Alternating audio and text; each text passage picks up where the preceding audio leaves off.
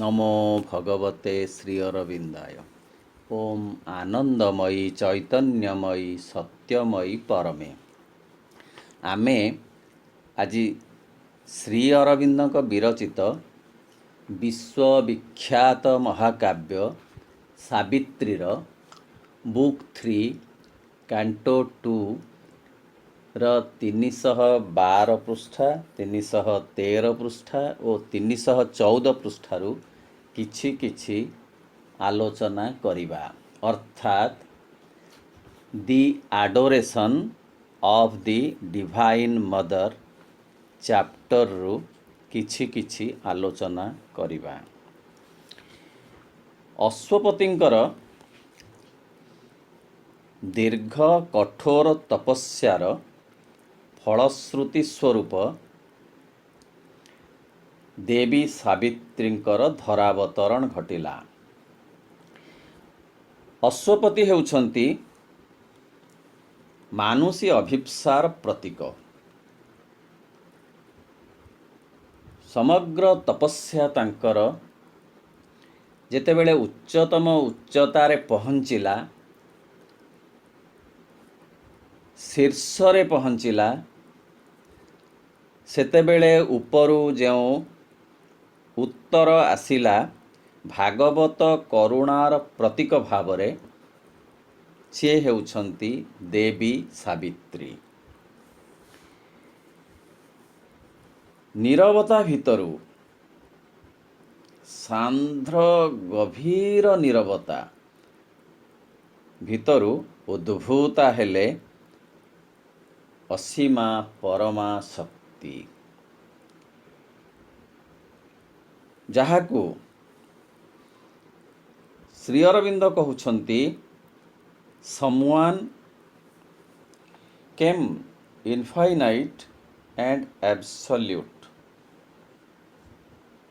सी पुणी किपरि ना a being of wisdom power and delight. अर्थात से प्रज्ञा विजडम शक्ति पावर ओ आनंद डिलाइट र प्रतिमूर्त प्रतीक थिले। अर्थ से थिले एकाधार रे महेश्वरी, महाकाली ओ महालक्ष्मी। सी थिले मातृ चेतना, मातृ ममतार मूर्तिमंत प्रतीक।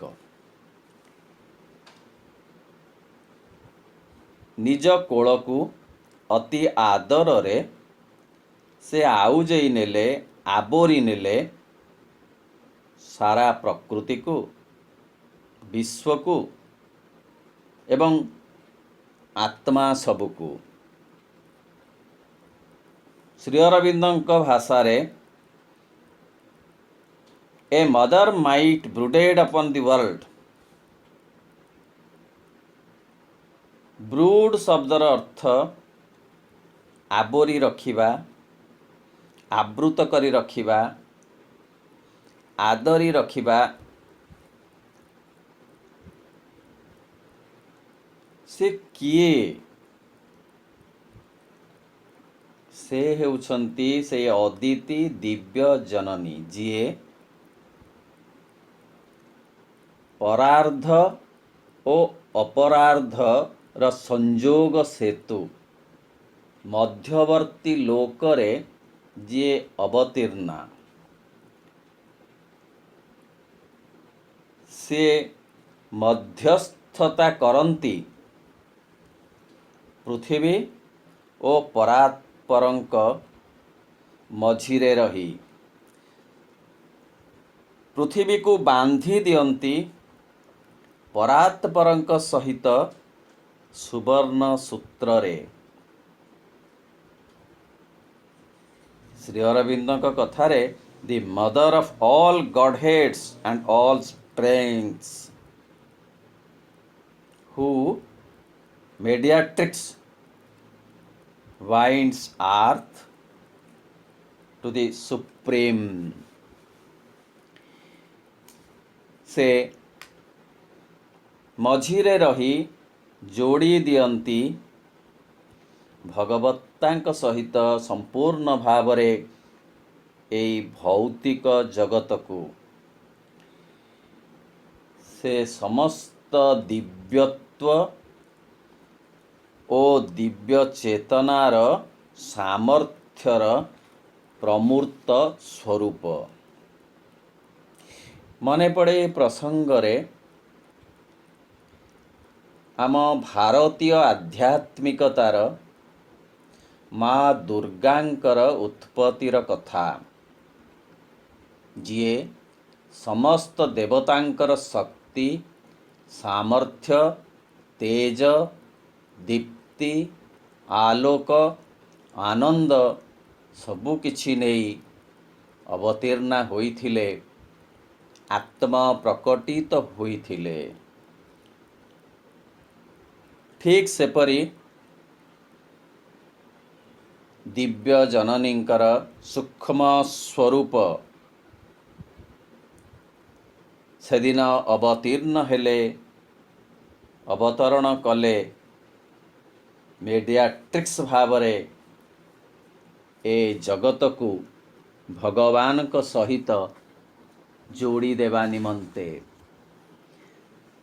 तांक स्वरूप किपरि सी अनिर्वचनीया, से अपरिसीमा, से अद्वितीया, से अपूर्वा, a burning love from white spiritual fonts.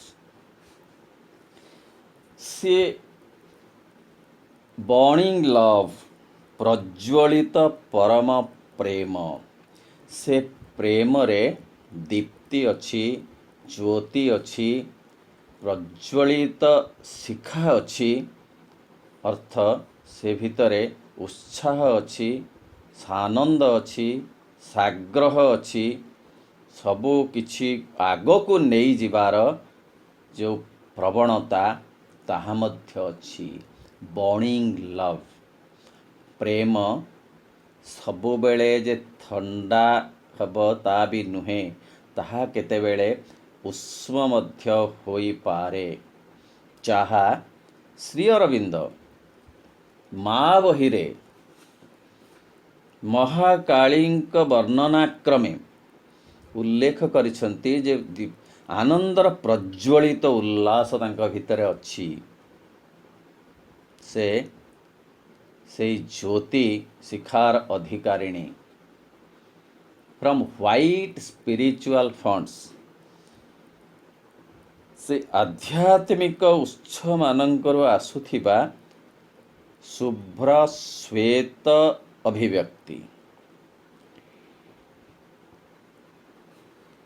सी पुणी किपरि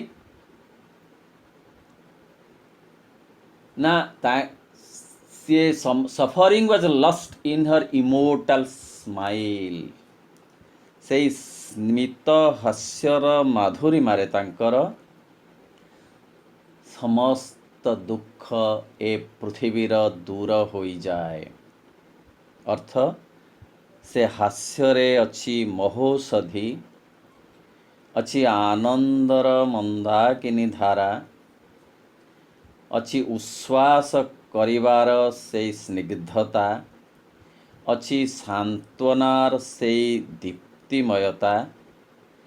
फलरे ए समस्त दुख जंत्रणा जीवनरु जगत को ताहा धोई नहीं पारे। पुणी एमिति अवस्था आनी दे पारे a life from beyond grew conqueror here of death. मृत्यु उपरे विजय हासिल करि पारे। एई कथारु सूचित हेउछि जे सेई दिव्य शक्ति हेउछन्ति अति मानस शक्ति। ताहा व्यतीत आउ किछि होई न पारंती, कारण एकमात्र अतिमानस शक्ति मृत्यु उपरे विजय हासिल करि पारे। अधिमानस शक्ति नुहे ଅତିମାନସ ଶକ୍ତିର ସାମର୍ଥ୍ୟ ସେତେ ଅଧିକ ଯିଏ ମୃତ୍ୟୁକୁ ପରାସ୍ତ କରି ଅମରତ୍ୱର ପ୍ରାଣ ପ୍ରତିଷ୍ଠା କରିପାରେ।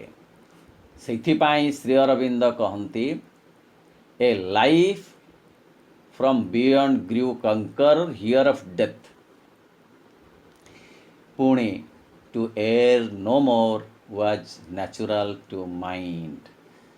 ଅତିମାନସ ଶକ୍ତିର ଆବିର୍ଭାବରେ ସ୍ପର୍ଶରେ ଭ୍ରମ ବୋଲି କିଛି ରହେନା, ଭ୍ରାନ୍ତି ବୋଲି କିଛି ରହେନା। ସେ ସବୁ ଭ୍ରାନ୍ତି ସବୁ ଭ୍ରମର ଊର୍ଦ୍ଧ୍ୱରେ ଅଧିଷ୍ଠିତ। ଶ୍ରୀ ଅରବିନ୍ଦ ଦିବ୍ୟ ଜୀବନ ଗ୍ରନ୍ଥରେ ବହୁବାର ଏକଥା କହିଅଛନ୍ତି ଯେ ଅତିମାନସ ଶକ୍ତିରେ ବିଭ୍ରମ ନାହିଁ, ବିଭାଜନ ନାହିଁ, ବିଚଳିତତା ନାହିଁ, ବ୍ୟସ୍ତତା ନାହିଁ, ବରଂ ସାମଗ୍ରିକତା ଅଛି, ଏକତ୍ୱ ଅଛି, ଅବିଭାଜ୍ୟତା ଅଛି। ତେଣୁ ଏ ସେଇ ଦେବୀ ଯିଏ ଉପସ୍ଥିତ ହେଲେ ଆଉ କୌଣସି ପ୍ରକାର ବିଭ୍ରମିତ ଅବସ୍ଥା ଆସିବ ନାହିଁ ପରିବେଶରେ, ଜଗତରେ। Wrong could not come where all was light and love. ଯେଉଁଠି ଭରିଯିବ ଆଲୋକ ଓ ପ୍ରେମ, ସେଠି ଅନ୍ଧକାରର ଆଉ ସ୍ଥାନ ରହିବ ନାହିଁ, ସେଠି ଘୃଣାର ସ୍ଥାନ ରହିବ ନାହିଁ। ସେଠି ଉଦାରତା ଆସିବ, ପ୍ରୀତି ପ୍ରବଣତା ଆସିବ, ମଧୁରତା ଆସିବ, କୋମଳତା ଆସିବ, ସରଳତା ଆସିବ। ବରଂ ସେ ପରିବେଶ ଆଲୋକିତ ହୋଇଯିବ, ପ୍ରୀତି ସ୍ନିଗ୍ଧ ହେବ, ମଧୁସିକ୍ତ ହୋଇଯିବ। ସେଠି କୌଣସି ପ୍ରକାର ଭ୍ରାନ୍ତିମୟତା ପଶି ପାରିବ ନାହିଁ। ଅତିମାନସ ଭିତରେ ଅନ୍ଧକାରର ଲେଶ ମାତ୍ର ସ୍ଥିତି ନାହିଁ ଏବଂ ଘୃଣା, ବିଭତ୍ସତା ବା ଅପୂର୍ଣ୍ଣତାର କୌଣସି ଅବସ୍ଥିତି ନାହିଁ। The formless and the formed were joined in her. ଅତିମାନସରେ ଏକ ସମୟରେ ସାକାର ଓ ନିରାକାରର ସ୍ଥିତି ଥାଏ, ରହିପାରେ। କାରଣ ତାହା ହେଉଛି ପୁରୁଷୋତ୍ତମ ସ୍ଥିତି। ଯେଉଁ କଥାକୁ ଶ୍ରୀ ଅରବିନ୍ଦ ଲାଇଫ୍ ଡିଭାଇନ୍ର the evolution of spiritual man ଚାପ୍ଟରରେ ଉଲ୍ଲେଖ କରିଛନ୍ତି ଯେ ଅତିମାନସ ଶକ୍ତି ଭିତରେ ଏକ ସମୟରେ ଏକାଧାରରେ ଦୁଇଟି ସ୍ଥିତି ତତ୍ତ୍ୱ ରହିପାରେ, ଯଥା ସାକାର ଓ ନିରାକାର। ବାବାଜୀ ମହାରାଜଙ୍କର କଥାଟିଏ ମନେ ପଡ଼େ। ସିଏ ଉଲ୍ଲେଖ କରିଛନ୍ତି ଯେ ପ୍ରାଚୀନ ଆଧ୍ୟାତ୍ମିକତାରେ ସାକାର ତତ୍ତ୍ୱ ଅଛି, ନିରାକାର ତତ୍ତ୍ୱ ମଧ୍ୟ ଅଛି, କିନ୍ତୁ ଉଭୟ ତତ୍ତ୍ୱର ଊର୍ଦ୍ଧ୍ୱରେ ଥିବା ପୁରୁଷୋତ୍ତମ ତତ୍ତ୍ୱର ବହୁଳ ଆଲୋଚନା ପ୍ରାୟତଃ ନାହିଁ। ପୁରୁଷୋତ୍ତମ ତତ୍ତ୍ୱ ହେଉଛି ସାକାର ଓ ନିରାକାର ଉଭୟର ସମନ୍ୱିତ, ସମ୍ବନ୍ଧିତ, ସମ୍ବଳିତ ଏକ ସ୍ଥିତି। ଯେଉଁ କଥା ଏଇଠି ଶ୍ରୀ ଅରବିନ୍ଦ କହୁଛନ୍ତି, the formless and the formed were joined in her. ତାଙ୍କ ଭିତରେ ସାକାର ଓ ନିରାକାରର ଗୋଟିଏ ସୁରମ୍ୟ ସମନ୍ୱୟ ଘଟିଛି। Immensity was exceeded by a look. ତାଙ୍କର ସେଇ ସ୍ନିଗ୍ଧ ଲଳିତ ମଧୁର ଚାହାଣୀରେ ଇତି ଉଦାରତା ଅଛି।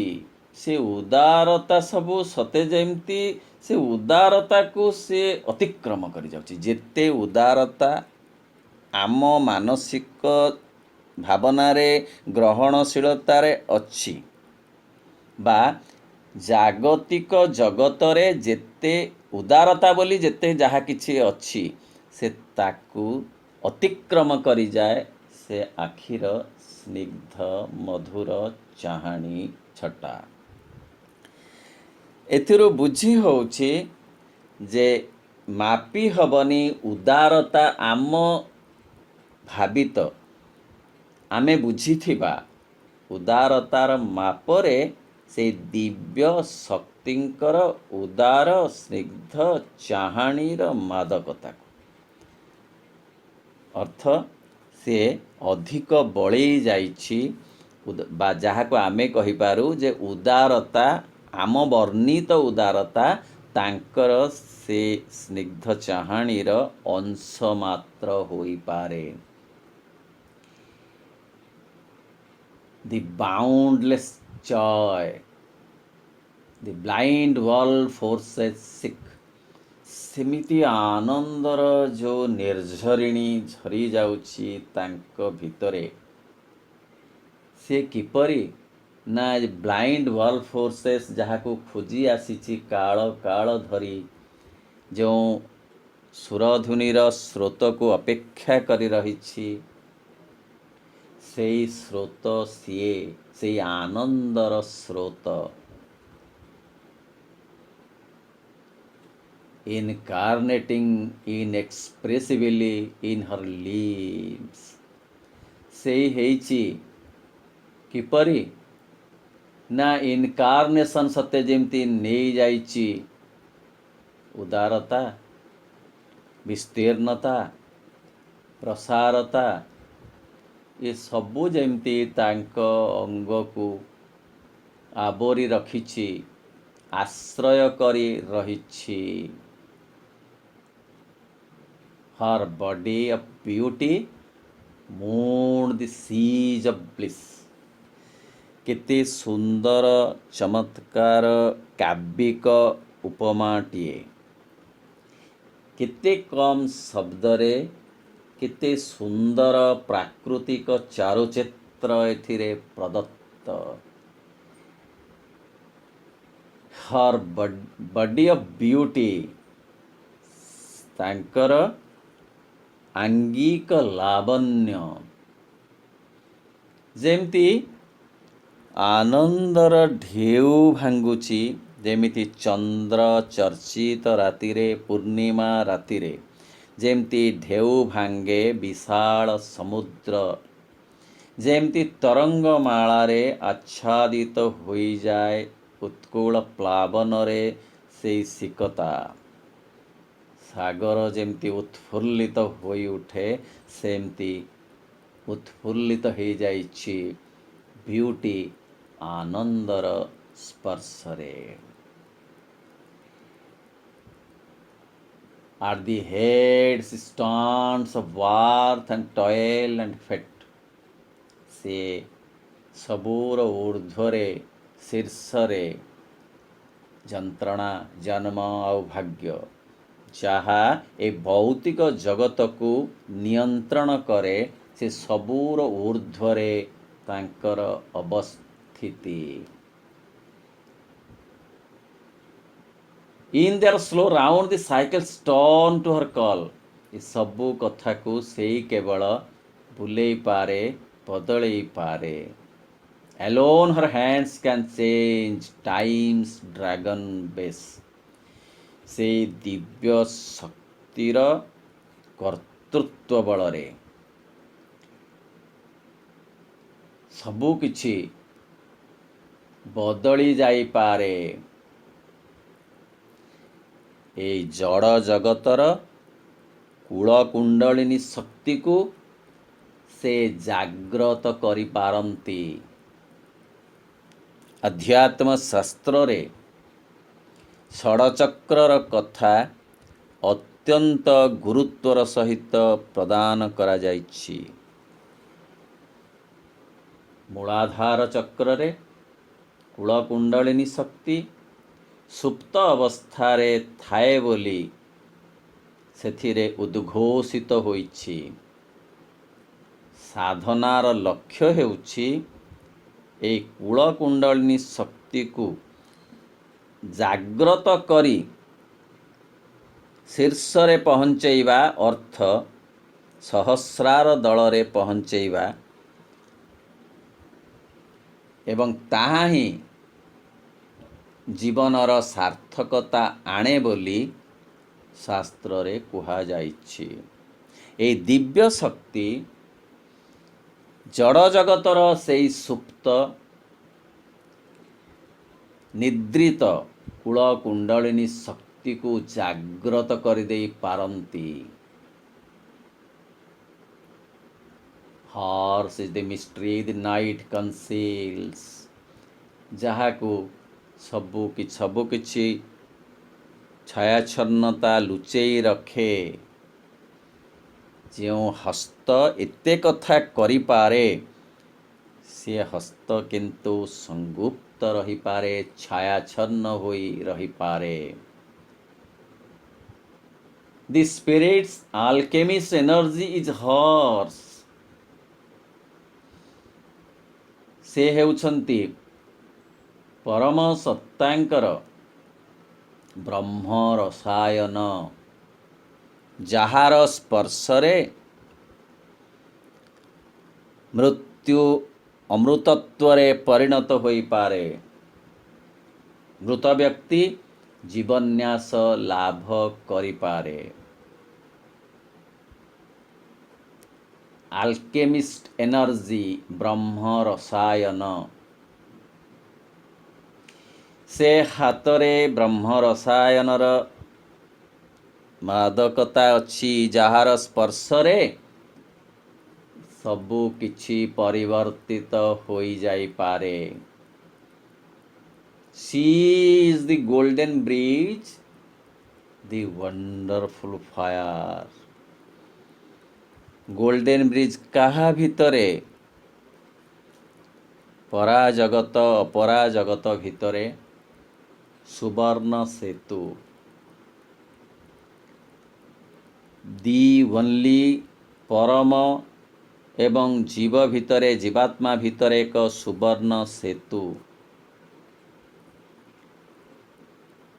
ସେ ଯୋଡ଼ି ଦିଅନ୍ତି ଜୀବକୁ ପୂର୍ଣ୍ଣ ଭାବରେ ପରମାତ୍ମାଙ୍କ ସହିତ।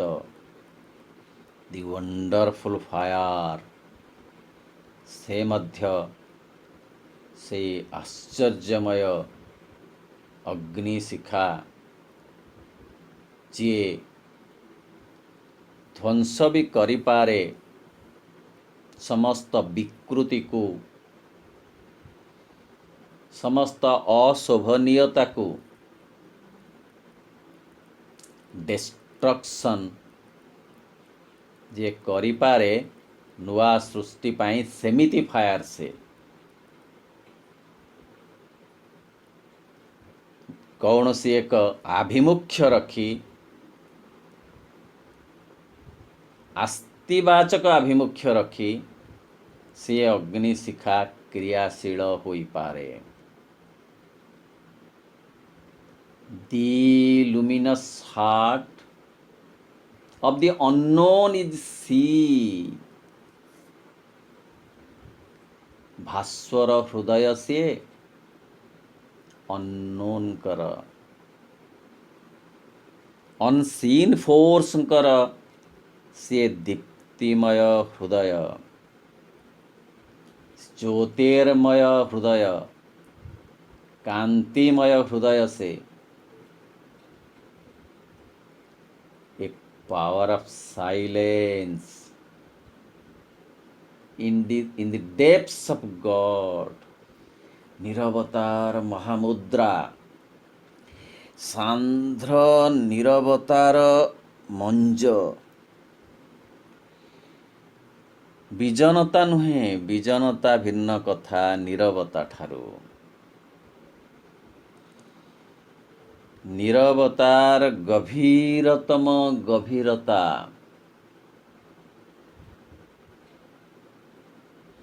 ତାରି ସାମର୍ଥ୍ୟ ସିଏ,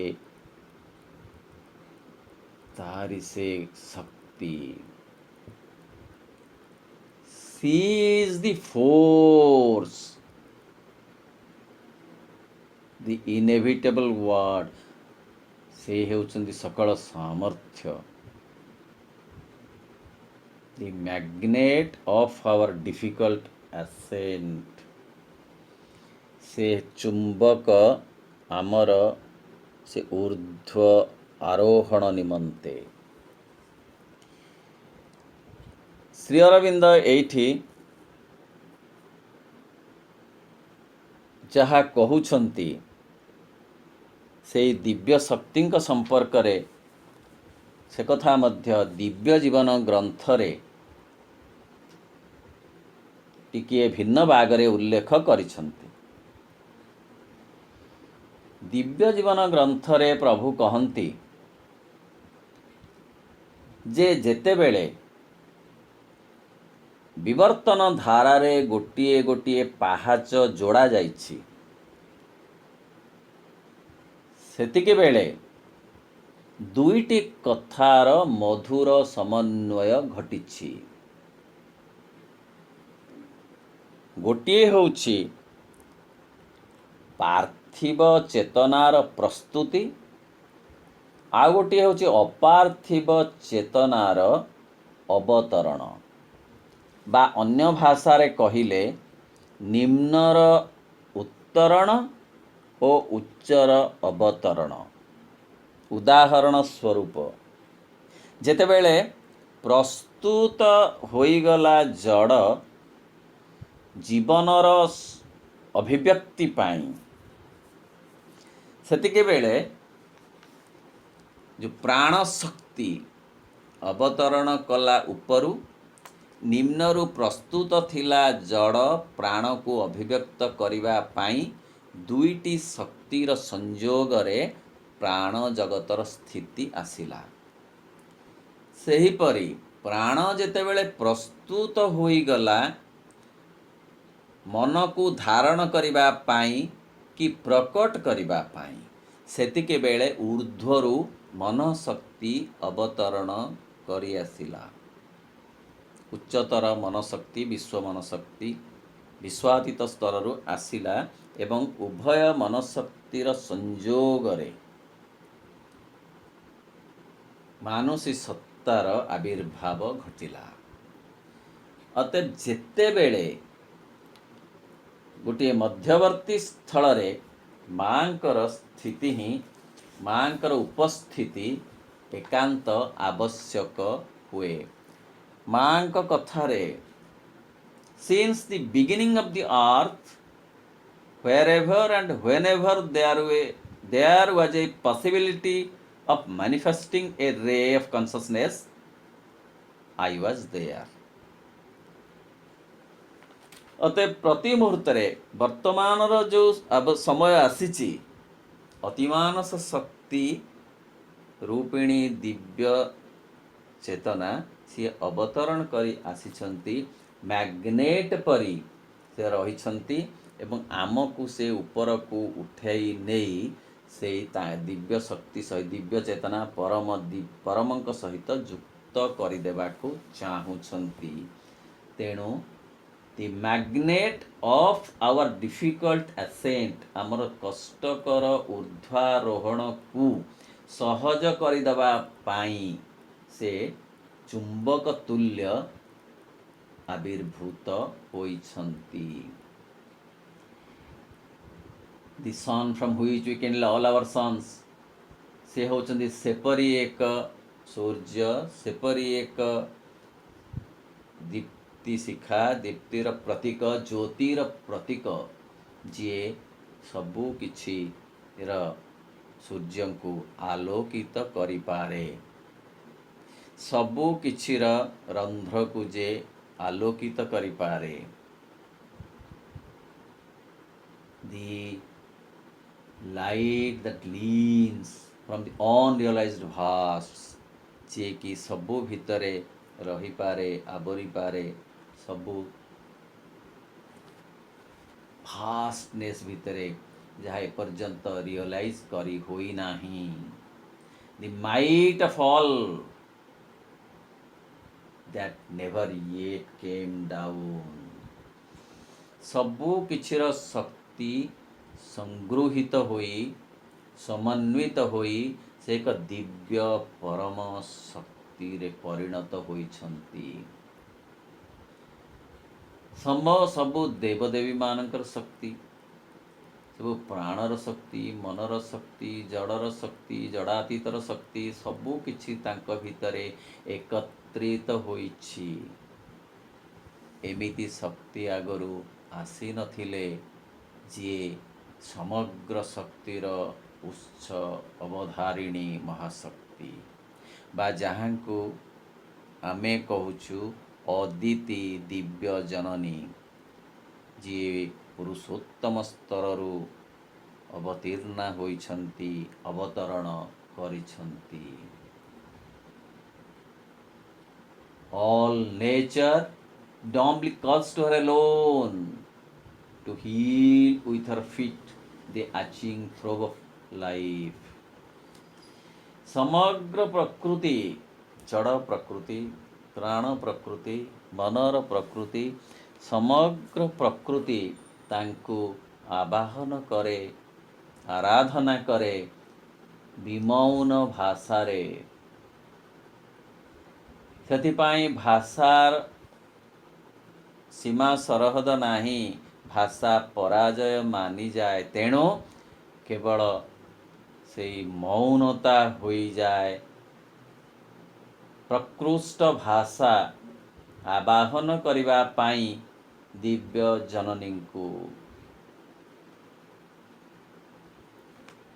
ପୁଣି to heal with her feet, ତାଙ୍କର ସେଇ ଦିବ୍ୟ ପାଦର ସ୍ପର୍ଶରେ, ସେଇ ଚରଣ କମଳର ସ୍ପର୍ଶରେ, ଆଚିଂ ଥ୍ରୋବ୍ ଅଫ୍ ଲାଇଫ୍, ଜୀବନର ଯେତେ ଯେତେ ଯେତେ ବ୍ୟଥା, ଯେତେ ବେଦନା, ଯେତେ ଯନ୍ତ୍ରଣା, ଅନୁଶୋଚନା, ଅବସାଦ, ଅଶାନ୍ତି, ଅସନ୍ତୋଷ,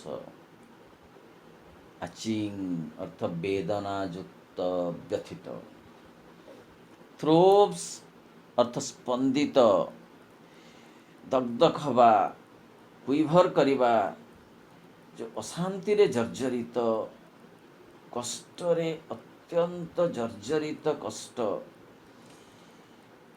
ଖୁବ୍ ଗଭୀର ଅସହ୍ୟ ବେଦନା ଜୀବନର, ଯାହାଙ୍କ ପାଦ ସ୍ପର୍ଶରେ ଦୂର ହୋଇଯାଏ, ସେ ସେଇ ଦିବ୍ୟ ଜନନୀ। ଏବଂ ସେଇ ଦିବ୍ୟ ଜନନୀଙ୍କର ପାଦ ସ୍ପର୍ଶରେ ଆମେ ଜାଣୁ, ସ୍ଥୂଳ ଭାବରେ ଯେତେବେଳେ ସେ ଶରୀର ଗ୍ରହଣ କରି ପଣ୍ଡିଚେରୀ ଆଶ୍ରମରେ ଥିଲେ, ମା ସାଧକ ନିଶିକାନ୍ତଙ୍କ କଥା ଆମେ ଜାଣୁ, ଯିଏ ସେତେବେଳେ ଯକ୍ଷ୍ମା ରୋଗରେ ପୀଡ଼ିତ ହୋଇଥିଲେ 1954 ମସିହାରେ। ସେତେବେଳେ ଯକ୍ଷ୍ମା ରୋଗ ଅତ୍ୟନ୍ତ ଦୁଃସାଧ୍ୟ ଥିଲା, ଦୁରାରୋଗ୍ୟ ମଧ୍ୟ। ବଞ୍ଚିବାର ଆଶା ନଥିଲା, ଏତେ ଶକ୍ତି କ୍ଷୀଣ ହୋଇଯାଇଥିଲା ଯେ ସିଏ ତାଙ୍କ ଅଙ୍ଗ ପ୍ରତ୍ୟଙ୍ଗ ମଧ୍ୟ ଚାଳନା କରିପାରୁନଥିଲେ। କିନ୍ତୁ ମନରେ ଅସୀମ ସାହସ ଓ ଅଦମ୍ୟ ଭରସା ଥିଲା ଦିବ୍ୟ ଜନନୀଙ୍କ ଉପରେ। ସେଇ ଭରସା, ସେଇ ବିଶ୍ୱାସ ତାଙ୍କୁ ଶକ୍ତି ଦେଲା, ସାମର୍ଥ୍ୟ ଦେଲା ଦିବ୍ୟ ଜନନୀଙ୍କର ପାଦର ସ୍ପର୍ଶ ଦ୍ୱାରା। ଦିବ୍ୟ ଜନନୀ ଓହ୍ଲେଇ ଆସିଲେ ପାହାଚରେ, ସିଡ଼ିରେ, ଆଉ ତଳେ ରଖାଯାଇଥିଲା ସାଧକ ନିଶିକାନ୍ତଙ୍କ ଦୁର୍ବଳ ଶରୀରକୁ। ଟିକିଏ ପାଦ ସ୍ପର୍ଶ କରିଦେଲେ ଦିବ୍ୟ ଜନନୀ ବକ୍ଷରେ ନିଶିକାନ୍ତଙ୍କର, ଆସ୍ତେ ଆସ୍ତେ ଆସ୍ତେ ଆସ୍ତେ ଯକ୍ଷ୍ମା ରୋଗ ଭଲ ହୋଇଗଲା। ବ୍ୟାଧିମୁକ୍ତ ହୋଇଗଲେ କବି ନିଶିକାନ୍ତ, ସାଧକ ନିଶିକାନ୍ତ। ବହୁତ ଦିନ ଧରି ରହିଲେ, ତାଙ୍କ ଇଚ୍ଛା ପୂରଣ ହେଲା। ଶ୍ରୀ ଅରବିନ୍ଦଙ୍କର ଶତବାର୍ଷିକୀର ମହାସମାରୋହ ସେ ଦର୍ଶନ କରିସାରି ବହୁଦିନ ପର୍ଯ୍ୟନ୍ତ ରହିଥିଲେ ସଦେହରେ। ତାଙ୍କର ସେଇ କଥାଟି ମନେ ପଡ଼େ ଏଇଠି, to heal with her feet the aching throb of life. ସମଗ୍ର ଜଗତର, ବ୍ୟକ୍ତିର କେବଳ ନୁହେଁ, ସମଗ୍ର ଜଗତର ସେ ବ୍ୟଥାକୁ ଦୂର କରିପାରେ ସେଇ ପାଦର ସ୍ପର୍ଶ। All here shall be one day her sweetness's home. ତାଙ୍କରି ଦିନେ ହବ ଏଇ ପୃଥିବୀ ମଧୁକ୍ଷରା ନିବାସସ୍ଥଳ। All contraries prepare her harmony। ସବୁଯାକ ବିରୋଧାଭାସ ସଙ୍ଗତି ଆଡ଼କୁ ଯିବେ, ସଙ୍ଗତି ସ୍ଥାପନା କରିବେ, ହାରମୋନିର ପ୍ରତିଷ୍ଠା କରିବେ। ଆଶ୍ଚର୍ଯ୍ୟ ଲାଗେ କଥା ଆମକୁ, କିପରି କଣ୍ଟା ଆଉ ଫୁଲ ଏକାଠି ହେବେ, କିପରି ପ୍ରେମ ଆଉ ଘୃଣା ଏକାଠି ହେବେ, କିପରି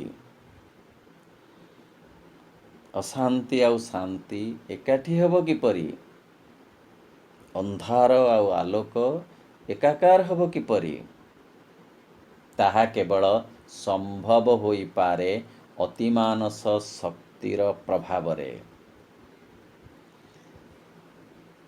ଯେଉଁ କଣ୍ଟ୍ରାରିଜ୍ ଅଛି, ଯେଉଁ ବିରୋଧାଭାସ ଅଛି, ତାକୁ ସହ୍ୟ କରାଯାଇଛି, କାରଣ ତାର ଆବଶ୍ୟକତା କିଛି ପରିମାଣରେ ଅଛି।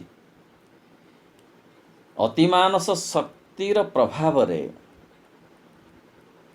ଏମିତି ଏକ ପରିବେଶ ସୃଷ୍ଟି ହେବ, ଯହିଁରେ ଆଉ ଆବଶ୍ୟକତା ରହିବ ନାହିଁ ଅବାଞ୍ଛିତ ଅନ୍ଧାର ଶକ୍ତିର। ଘୃଣା ଭିତରେ ଯେଉଁ ପ୍ରେମ ଟିକକ ଅବଲୁପ୍ତ ହୋଇଅଛି, ଅତି ସୂକ୍ଷ୍ମ ବିନ୍ଦୁ ଭାବରେ,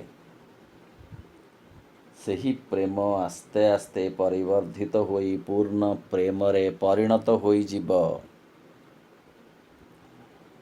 ଅନ୍ଧାର ଭିତରେ ଆଲୋକର ସୀମିତ ବିନ୍ଦୁଟି ରହିଛି, ତାହା କ୍ରମ ବିବର୍ଦ୍ଧିତ ହୋଇଯିବ ପୂର୍ଣ୍ଣ ଆଲୋକରେ। ତେଣୁ ଯେତେ ଯେତେ ବିରୋଧମୟତା, ଏ ସମସ୍ତେ ହାରମୋନିରେ ପରିଣତ ହୋଇଯିବେ। କଣ୍ଟା ସବୁ ପରିଣତ ହୋଇଯିବ ଫୁଲରେ। ଗୋଟିଏ ଛୋଟ ଉଦାହରଣରୁ କଥାଟି ଆମେ ବୁଝିପାରିବା। ଗୋଟିଏ ଗଛରେ ବହୁ କଣ୍ଟା ଅଛି, ଫୁଲ ମଧ୍ୟ ଅଛି। ତେବେ ଯଦି କୌଣସି କାରଣରୁ ସେ କଣ୍ଟା ଗୁଡ଼ିକ ଲୁପ୍ତ ହୋଇଯାଆନ୍ତି, ତାହେଲେ ଅଧିକରୁ ଅଧିକ ସେ ଗଛରେ ଫୁଲ ଫୁଟିବା ସ୍ୱାଭାବିକ। କାରଣ କଣ୍ଟା ନେଇଯାଉଥିବା ଶକ୍ତି ଫୁଲ ଆଡ଼କୁ ଆସିବ। ଯେତିକି କଣ୍ଟା ଆଉ ଫୁଲ ଭିତରେ ବିରୋଧ ଥିଲା, ଆଉ ରହିବ ନାହିଁ, ବରଂ କେବଳ ଫୁଲମୟ ହୋଇଯିବ ସେ ଲତା କି ସେ ବୃକ୍ଷ। ସତେ ସେମିତି ଦିନ ଆସିବ ଏ ପୃଥିବୀ ଭାଗ୍ୟରେ। ଦିବ୍ୟ ଜୀବନ ଆସିବ ଏଇ ଜାଗତିକ ଜୀବନରେ। ସତେ ଆବାହନ କରିବା ଆମର ଏକାନ୍ତ କର୍ତ୍ତବ୍ୟ। ଆଜିର ପରିପ୍ରେକ୍ଷାରେ ଦିବ୍ୟ ଜନନୀଙ୍କର ଆରାଧନା,